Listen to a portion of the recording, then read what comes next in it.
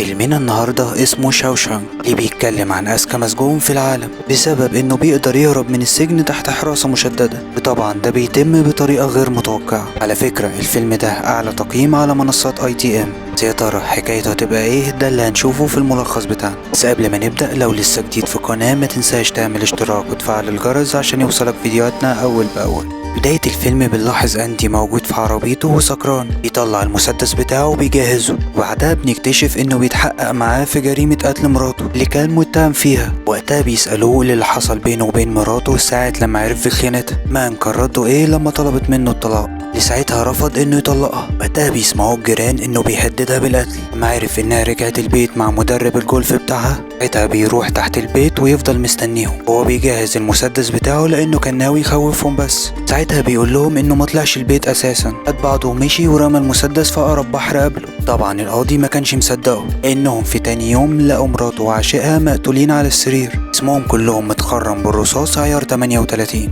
لما بيصر أندي على موقفه ويقول لهم إنه رمى المسدس في أقرب نهر قبله لما تحصل جريمة القتل، ساعتها بيقولوا له إن الشرطة فضلت 3 أيام متواصلة تدور على المسدس بتاعه في النهر اللي قال لهم عليه، ورغم كده ما لقوش المسدس عشان يقارنوا الرصاصات بتاعته بالرصاص اللي كان في جسم مراته. للأسف ما كانش فيه دليل على براءته، عشان كده بيحكم عليه القاضي بالسجن المؤبد. وبننتقل بعدها للبطل التاني في الفيلم، وهو أليس بويد، اللي كان مشهور في السجن باسم ريد. ساعتها كان بيتعرض على لجنة في السجن بعد ما قضى 20 سنة من حكم المؤبد اللي كان عليه. ابتدوا يسألوه وقتها لو كان تم إعادة تأهيله بعد السنين دي كلها ولا لأ. ساعتها بيقول لهم إنه فعلا عرف حقيقته، إنه ندمان على اللي عمله وبقى إنسان تاني. للأسف ده ما كانش الرد اللي مستنيينه. رفضوا طلبه للخروج من السجن. سبب المدة الكبيرة اللي قعدها ريد في السجن، مشهور بين كل المساجين إن هو الراجل اللي بيخلص لهم أي حاجة، يقدر يجيب لهم أي حاجة بره السجن ويدخلها لهم جوه. ده بيرن جهاز الإنذار بسبب المساجين الجداد اللي جايين، اللي كان منهم أندي اللي جاي نفس السجن اللي موجود فيه ريد، وهو سجن شاوشانك.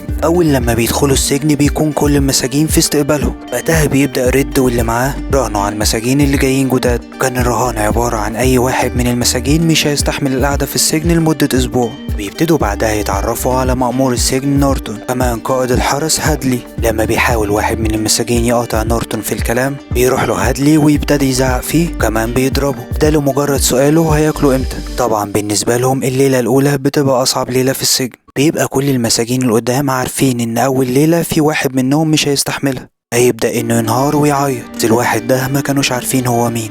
وقتها كان مراهن على أندي. أول لما بيجي الليل ويبتدوا يطفوا كل النور اللي موجود في السجن، يبدأ فعلا واحد من المساجين الجداد إنه ينهار، يزعق بأعلى صوته ويقول لهم إنه مش بينتمي للمكان ده، محتاج إنه يرجع البيت.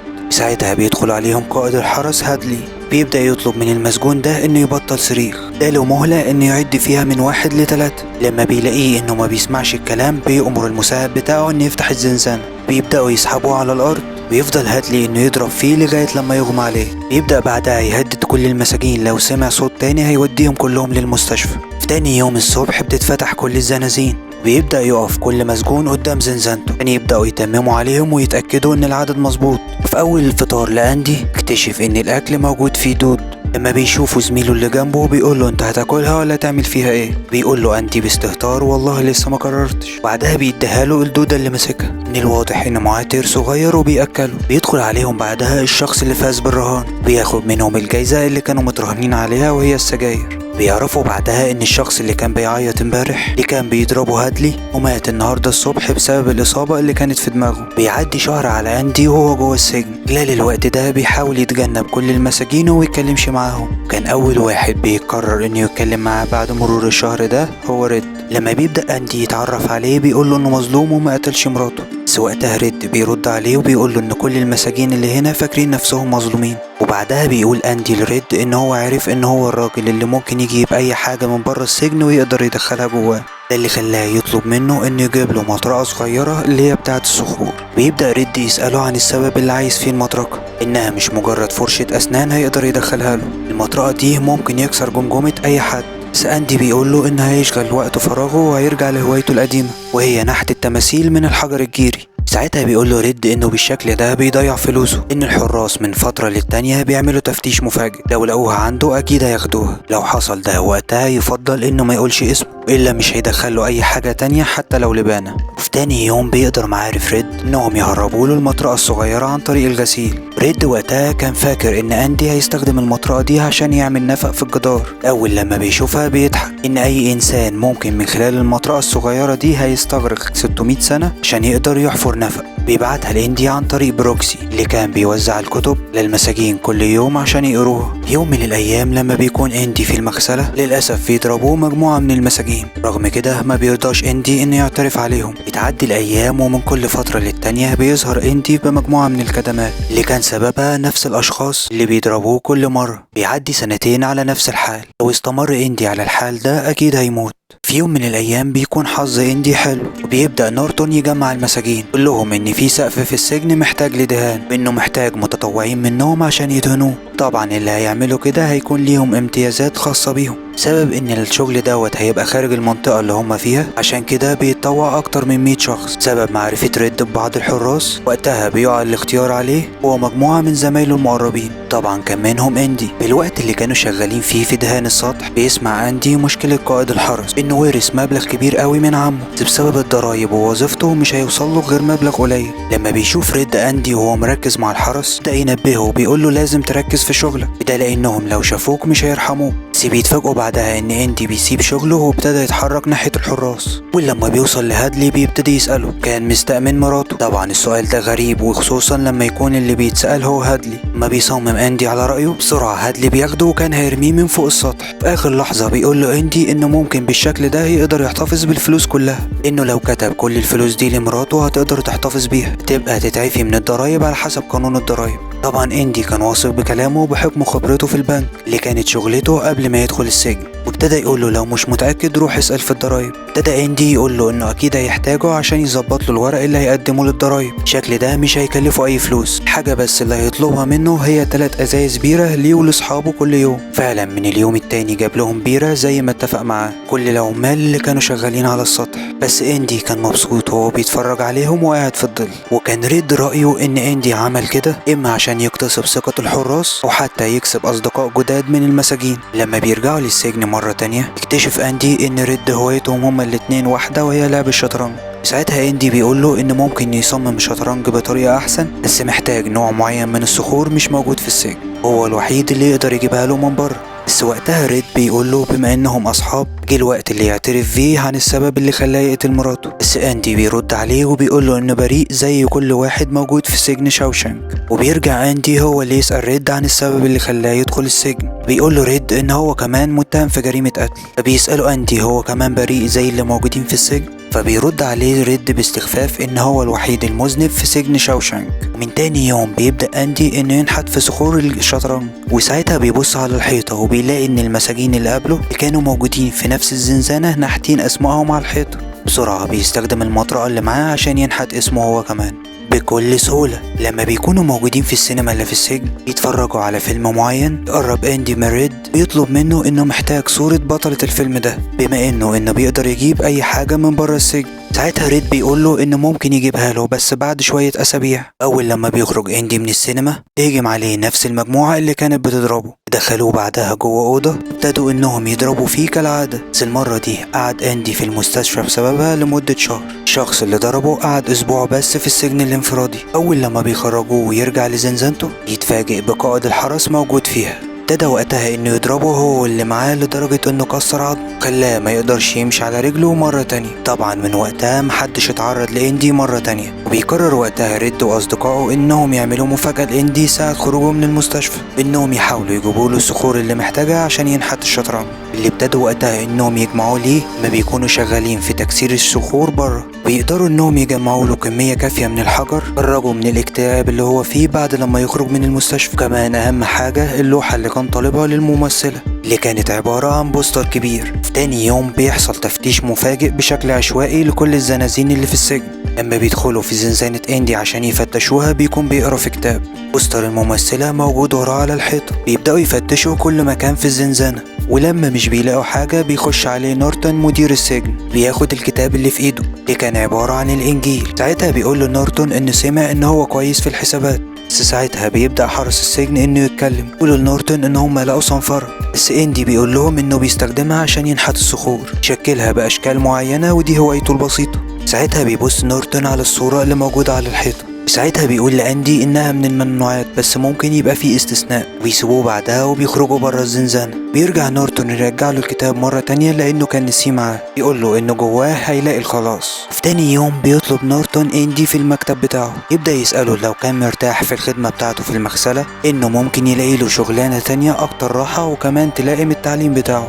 فعلا بينقله للمكتبة مع بروكس. ساعتها بيبدأ يعرفه على طبيعة الشغل معاه. بيقول له ان الشغل سهل جدا في المكان ده اللي خلى اندي يسأله ان بخلال الفترة اللي هو موجود فيها في المكتبة مجالوش مساعد عشان يساعده. ساعتها بيقول له ان الشغل في المكتبة مش محتاج مساعد لانه سهل. ساعتها اندي ابتدى يسأل نفسه اشمعنى هو جابوه في المكان ده. وقتها بيقطع كلامهم قائد الحرس هادلي، بيكون معاه واحد من الحرس وبيشاور على اندي، بيقول له هو ده اللي قلت لك عليه. ساعتها فعلا بيقرب على اندي وبيقول له انه عايز يعمل صندوق ادخار عشان يصرف على اولاده في التعليم الجامعي بتاعهم. بيفهم اندي مشكلته، بيطلب منه انه يقعد عشان يناقشوا في المشكلة دي، وبيطلب من بروكس قلم وورقة. في تاني يوم بينتشر الخبر بين اصحاب اندي طريق بروكس، واللي بيبدأ يحكي لهم قد ايه الحارس كان مبهور باندي، كمان بعد ما خلص معاه سلم عليه بحرارة. وقتها اندي بيقول لهم ان ممكن يستغل اصحابه الجداد عشان يطلبوا اي حاجة هم عايزينها. بيبدأ يقول لهم انهم ممكن يوسعوا المكتبة، الحاجة الوحيدة اللي هيقدروا من خلالها يعملوا كده هي انهم يطلبوا منهم فلوس. فبيقول له بروكس انه خلال المدة اللي قضاها في السجن قدر يعرف ان لو اي ضابط من اللي موجودين في السجن طلب من المأمور انه يغير الميزانية بتاعة الفلوس هيتلكك ليه وهيعمل له مصيدة عشان يطرده.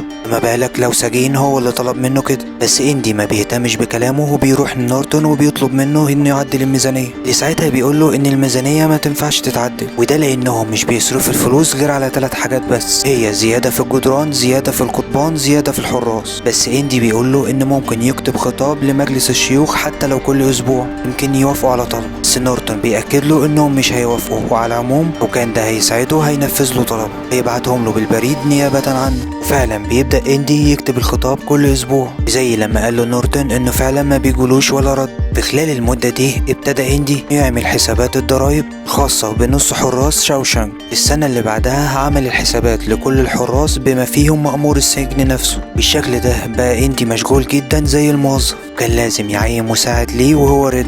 في خلال الفترة دي كلها كان بيستمر انه يبعت الخطابات لمجلس الشيوخ. في يوم من الايام بيتفاجئ ريد واندي باللي بيعمله بروكسي. اول لما بيروحوا له المكتبة يتفاجئوا انه ماسك واحد من اصحابهم وعايز يقتله. وقتها بيحاولوا كلهم انهم يهدوه لغاية لما بيوقع السكينة من ايديه وبيقول لهم ان دي الطريقة الوحيدة اللي هتخليني قاعد في السجن، لانه خلاص هياخد افراج. وبعد لما بيخرجوا من عنده بيبدأ ريد يقول لهم اللي عمله بروكسي حقه، ده لانه من مؤسسين السجن. تخيلوا انه بقاله 50 سنة في نفس المكان، هو وسطنا راجل مثقف وليه اهمية، بس لما يطلع بره هيبقى ولا حاجة. بيجي اليوم اللي هيسيب فيه بروكسي السجن. ساعتها بيلبس بدلته وبيودع الطائر اللي كان بيربيه بعد ما كبر، بيخرجه بره الشباك وبيقول له انه دلوقتي بقى حر.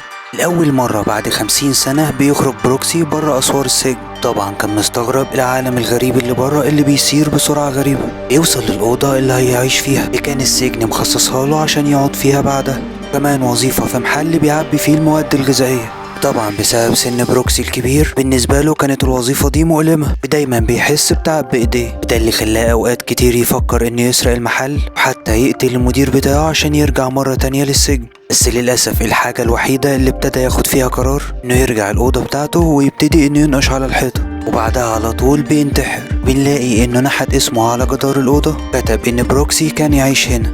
دي الرسالة اللي كتبها لريد واندي. بعد فترة بيوافق مجلس الشيوخ على تغيير الميزانية اللي كان بيطلبها اندي، بيبعت له $200 شوية كتب مستعملة. طبعا ده كله تم بعد ما كان اندي بيبعت لهم لمدة 6 سنين.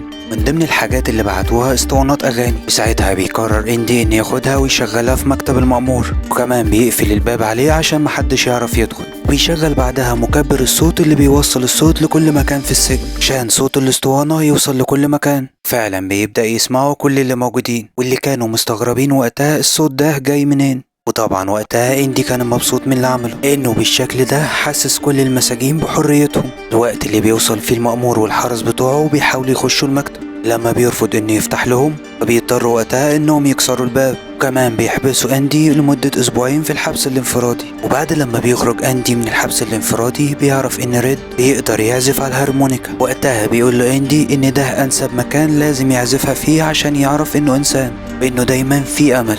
للمرة التانية بيتعرض ريد على مجلس الشيوخ بعد لما قضى 30 سنة من حكم المؤبد في السجن، وبيرجعوا مرة تانية يسألوه هل هو حاسس انه تم اعادة تأهيله ولا لا. بيرجع يقول لهم نفس الإجابة إنه فعلا أعاد تأهيله وإنه دلوقتي شخص تاني غير اللي دخل السجن، وده اللي خلاهم برضه يرفضوا طلبه للمرة التانية. وبعد لما يطلع من الاجتماع بيتفاجئ إن اندي عامل له مفاجأة، إنه جايب له الهارمونيكا اللي بيعرف يعزف عليها، وكمان اضطر إنه يشتريها من واحد المنافسين بتوعه في السجن عشان يعملها له مفاجأة. عشان كده لما بيرجع اندي للزنزانة بتاعته يكون ريد جايب له هدية جديدة عبارة عن بوستر جديد بمناسبة مرور 10 سنين عليه في السجن، اللي علقه في نفس المكان على الحيطة.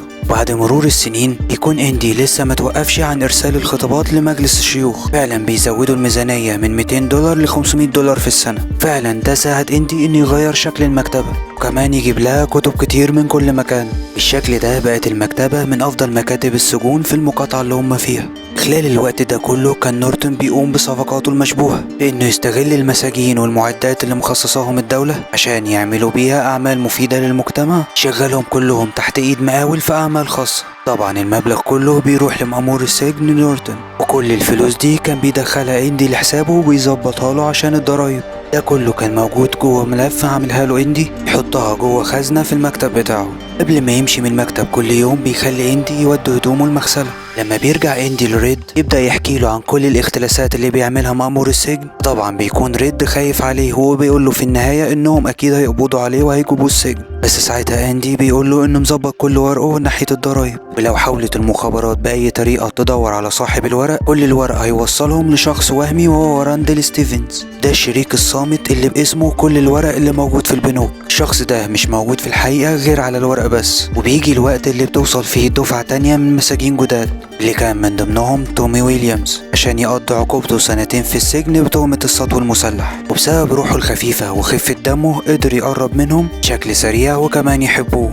لما بيقعدوا معاه بيعرفوا انه هو مش اول مرة يدخل السجن، انه دخله اكتر من مرة من يوم لما كان عمره 13 سنة. وبعد شوية بيقابل اندي وبيقعد معاه وبيطلب منه انه عايز يكمل تعليمه، بس اندي وقتها بيقوله لو ناوي فعلا في الموضوع فانهم مش هيتوقفوا منه الا لما يبقى نسبة تعليمه 100%. وقتها بيقول لتومي انه ما بيعرفش يقرا بشكل كويس. طبعا اندي مش بييأس وبيقرر تعليمه القرايه. بسبب ذكاء تومي بيستجيب لمراحل تعليميه بشكل اسرع.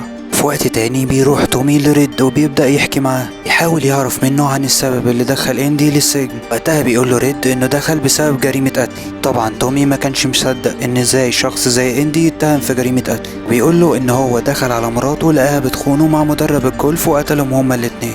لما بيسمع تومي القصة بينصدم. بسرعة بيروحوا هما الاتنين لإندي، بيبدأ يقول لهم إنه من 4 سنين كان موجود في سجن تومستون، كان يقضي عقوبة 2 سنين هناك. وبعد لما عدى عليه 6 شهور في السجن ده جاله زميل جديد في الزنزانة بتاعته، كان اسمه إلمو وكان نشال، كان عصبي جدا وكان دايما يتكلم وما بيسكتش، دايما يتكلم عن العمليات اللي عملها والسرقات اللي سرقها حتى الناس اللي قتلهم. في يوم من الأيام بيقرر تومي إن يسأله عن الناس اللي قتلهم. بيبدأ يحكي له إنه مرة واحدة حصل على وظيفة في نادي البلد، من خلال الوظيفة دي قدر يحدد الناس الأغنياء اللي بيجوا النادي. ساعتها بيختار واحد منهم وبيقرر إنه يروح لبيته عشان يسرقه. لما كان في بيته وبيحس بيه وبيشوفه بيقرر يقتله هي واللي كانت معاه. يقدر يعرف إنها ما كانتش مراته لأنها مرات شخص تاني، وكان هو مدرب جولف، وكان جوزها موظف في واحدة من البنوك. ساعتها بيتهم إن هو اللي قتلها. وطبعا إندي كان مصدوم من القصة اللي بيسمعها. بسرعة بيروح للمأمور وبيحكي له عن القصة كلها. بيقول له ساعتها ان دي اغرب قصة سمعها في حياته، بس الغريب انه ابتدى يقول لاندي ان ازاي اتخدع بالقصة دي، ان اكيد تومي لما سمع قصة دخوله للسجن بيقرر انه يألف له قصة عشان يخفف عليه ايامه. بيقول له كمان حتى نفترض لو هو كلامه صح، تفتكر لو رحنا للمجرم ده وواجهناه باللي عمله فانه هيعترف في سهولة؟ استحالة. بس اندي بيقول له انهم على الاقل هيعيدوا محاكمتي مرة تانية. فبيقول له المأمور ده لو في حالة ان المجرم لسه موجود في السجن، وبيبدأ نورتون يقفل عليه كل الابواب. ده اللي خلى اندي يقول له انه لو خرج من السجن مش هيعترف بأي حاجة هو شافها جوه السجن، خصوصا غسيل الاموال بتاعته. وقتها بيتضايق جدا وبيأمر الحرس انه يحبسوا اندي لمدة شهر حبس انفرادي. ساعتها بينصدم زمايله ان دي اطول مدة حد قعدها في الحبس الانفرادي، وكمان اندي بريء رغم ان عدى على سجنه 19 سنة. بيجي الوقت اللي بتظهر فيه نتيجة تومي، وكمان بيقول الاندي ان نتيجته كانت جيد جدا، اللي كان وقتها في السجن الانفرادي ومش قادر يفرح.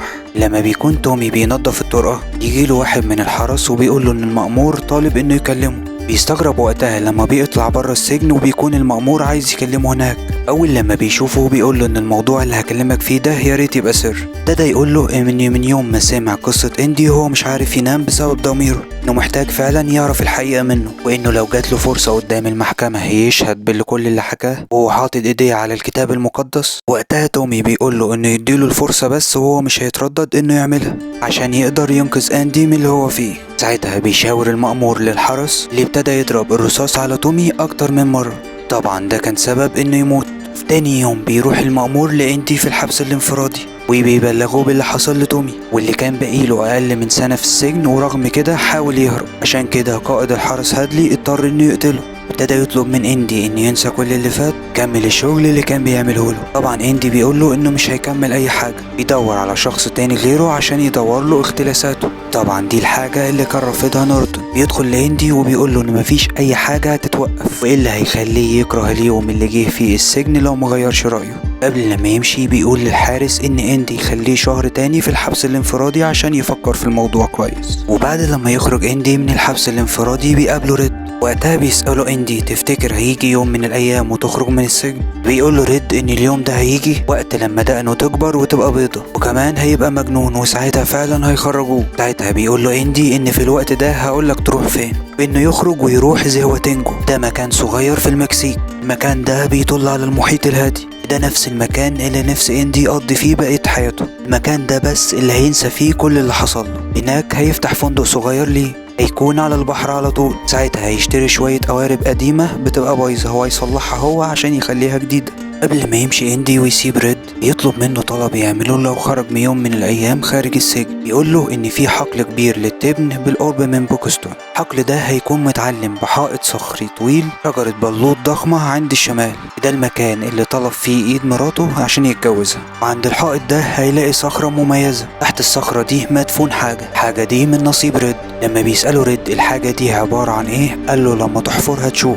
لما بيرجع ريد لاصحابه بيحكي لهم عن اللي حصل. ساعتها كلهم بيفكروا ان اندي قرب يتجنن، عشان كده كانوا خايفين عليه وبيطلبوا من بعض انهم يقربوا منه طول النهار. بس المشكلة انه بيبقى في الليل بالزنزانة لوحده، خايفين انه ينتحر. ساعتها واحد منهم بيقول لهم ان اندي جاله النهاردة على رصيف التحميل، طلب منه حبل بطول معين حوالي 6 أقدام، وطبعا بيديهوله. ساعتها بيكونوا شاكين ان اندي ممكن يستخدم الحبل ده عشان يشنق نفسه زي ما عمل بروكسي، لان كل انسان ليه مدى تحمل. كالعادة بيكون اندي في مكتب نورتون بيخلص له الضرايب. نهاية اليوم بيحط الملف اللي فيه كل حاجة جوه الخزنة في المكتب. كالعادة بيديله نورتون هدومه عشان يوديها المغسلة، كمان الجزمة بتاعته بيقوله يلمعها يخليها زي المراية. وبعد لما بيمشي نورتون بيلمع اندي جزمته، بيرجع بعدها للزنزانة. اول لما بيجي الليل وتطفى كل الانوار يطلع اندي الحبل اللي كان معاه. طبعا في الليلة دي ريد ما قدرش انه ينام لانه كان متأكد ان اندي هيستخدم الحبل عشان ينتحر. في تاني يوم ولما بيطلع النهار ويتمموا على السجنة كالعادة يخرج ريد وعينه على زنزانة اندي. بس الحاجة الغريبة ان اندي ما خرجش مع المساجين زي لما بيخرج كل مرة. لما بيبدأ الحرس يندهوا عليه مش بيرد. مفاجأة انهم لما بيروحوا زنزانته كانوا مش مصدقين اللي شافوه. الوقت اللي كان فيه نورتون بيفتح العلبة اللي موجود فيها الجزمة بتاعته، وقتها بيتفاجئ ان الجزمة اللي موجودة هي جزمة اندي القديمة. بيسمع بعدها على طول صوت الانذار، بيتحرك بسرعة على زنزانة اندي. بيقول لاندي قائد الحرس انه لازم يستجوبوا كل المساجين اللي كانوا قريبين منه، خصوصا صاحبه المقرب ليه وهو ريد. طبعا ريد في الوقت ده كان مصدوم وما كانش يعرف لغاية دلوقتي ايه اللي بيحصل ولا حتى ايه اللي حصل لاندي. فاول لما بيوصل لزنزانة اندي بيبدأ يسأل الحرس هو ازاي ما كانش موجود في الزنزانة، رغم ان اسمه كان موجود في السجلات امبارح. كانوا متممين عليه انه دخل زنزانته. بعدها بيجيبوا ريد للزنزانة يسألوه لو كان قال له حاجة عشان يعرفوا ايه اللي حصل له بالظبط، انهم ملقوش فيها غير شوية الصخور اللي كان بينحتها وكمان الصورة اللي موجودة على الحيطة. طبعا لان نورتن ما كانش يعرف ايه اللي حصل في الظبط، ابتدى يمسك الصخور ويرميها في كل مكان. اول لما بتيجي صخرة من الصخور على الصورة اللي كانت في الحيطة تعمل صوت غريب. اول لما بيشيل الصورة بيتفاجئوا من الصدمة اللي موجودة، ان وراها موجود حفرة كبيرة اللي عن طريقها قدر يهرب اندي من السجن. ما قدروش وقتها يوصلوا لأي حاجة غير حتة صابونة مطرقة الصخور القديمة اللي كانت شبه متآكلة، وكمان الهدوم بتاعته. المطرقة اللي كان فاكر ريد ان اندي لو استخدمها عشان يعمل نفق هياخد تقريبا 600 سنة عشان يحفره، بس اندي وقتها خد 20 سنة بس. وده اكتشفه من ساعة لما كان بيحفر اسمه على الحيطة اللي في الزنزانة. بيقدر يعرف ان جدار الزنزانة بتاعته ضعيف لانه مبني من زمان بالحجر الجيري، وكان بيستخبى طول الليل يحفر من ورا الصورة اللي كانت موجودة على الحيطة. تاني يوم بينقل التراب اللي بيطلعه من الحفر جيبه وبيطلعه في الساحة بره. في اليوم اللي بيقرر فيه يهرب يبدل الكتاب اللي فيه كل ورق الضرايب اللي متهرب منه مأمور وياخده معاه. ان الجزمة فعلا لمعها بس لبسها هو، كمان كان لابس البدلة تحت الهدوم. بيبدأ انه يدخل جوه النفق اللي عامله لغاية لما بيطلع بره وبيوصل لمواسير الصرف، وبيبدأ مع كل صوت ضربة رعد يكسر مواسير الصرف لغاية لما بينجح انه يكسرها ويدخل جوه، وبيفضل يزحف لغاية مسافة نص ميل. النهاية بينول حريته اللي كان مستنيها من 20 سنة. في اليوم اللي بعده بياخد كل الأوراق وبيروح البنك ويثبت فيها إن هو الشخص الوهمي اللي كان كاتب باسمه كل الفلوس اللي كان بياخدها رشاوي مأمور السجن. بيعدي على 12 بنك وكل بنك بياخد منه مبلغ 375 ألف دولار اللي كانت عبارة عن كل الأموال اللي جمعها نورتون خلال 20 سنة. في آخر بنك بيطلب منهم إنه يبعت شوية ورق للبريد اللي هيوصلوه لصحيفة كبيرة في المدينة اللي بتثبت فيها كل الرشاوي والتهرب الضريبي اللي كان بيعمله نورتون. ساعتها بيجي في باله الورق اللي حطه في الخزنة واللي بيثبت اتهامه بالتهرب بالضرايب. أول لما بيروح الخزنة ويفتحها بيلاقي كتاب تاني اللي كان عبارة على الإنجيل واللي كان دايما مع إندي اللي كان مخبي فيه المطرقة طول السنين دي. كمان بتيجي السلطات المسؤولة عشان يقبضوا على هادلي بسبب الجرائم اللي كان بيعملها. لما بيطلعوا عشان يقبضوا على نورتون طبعا بيقرر انه ينتحر. وبعد فترة بتيجي الريد ورقة معايدة كانش مكتوب فيها اي حاجة، بس عن طريق الختم بيعرف انها جاية من تكساس. بالشكل ده بيفكر ريد ان جه الوقت اللي يخرج بيه من السجن، ويتم عرضه للمرة الثالثة على مجلس الشيوخ. بيسألوه فيها نفس السؤال بعد لما عدى عليه 40 سنة. المرة دي كان ريد رده مختلف، يقول لهم انه ضيع من عمره سنين كتير قوي في السجن وقت اللي كان فيه شاب صغير، ورجع الزمن بيه ورا كان غير رأيه تماما. بس الغريب ان اللجنة قبلت طلبه المرة دي. فعلا بيخرج ريد من السجن بيروح لنفس الأوضة اللي كان فيها بروكس، كمان بيشتغل نفس الشغلانة. وقتها بيبدأ يفكر هيقضي حياته ازاي خارج السجن، وكان رافض برضه انه يعيش براه. الحاجة الوحيدة اللي كانت منعاه انه ينتحر هو تنفيذ الوعد اللي وعده الاندي. بيقرر فعلا انه يسافر لمسافة بعيدة. اخيرا بيوصل للشجرة اللي قاله عليها اندي. بيبدأ وقتها يحفر تحت الصخرة اللي قاله عليها لغاية لما بيوصل لصندوق صغير موجود جواه ظرف فيه فلوس ورسالة اللي كان كاتبها له اندي. بيقوله فيها انه ساعة لما بيقرا الرسالة دي اكيد هو بره السجن، وانه محتاجه معاه في نفس المكان اللي اتفق معاه عليه اللي هيعمل فيه الفندق الصغير، انه مستنيه ومش هيفقد الامل انه يجي. وفعلا بيرجع ريد مرة تانية لأوضته وبيكتب تحت اسم بروكسي اسمه هو كمان. بيسافر لغاية لما يوصل لفندق صغير موجود على البحر. هناك بيلاقي فعلا اندي وهو بيصلح واحدة من مراكبه القديمة، وبالشكل ده بيكون فعلا وفى بوعده. بس كده يا سيدي، دمتم في امان الله. كل اللي وصل للاخر انتوا احلى واجدع ناس.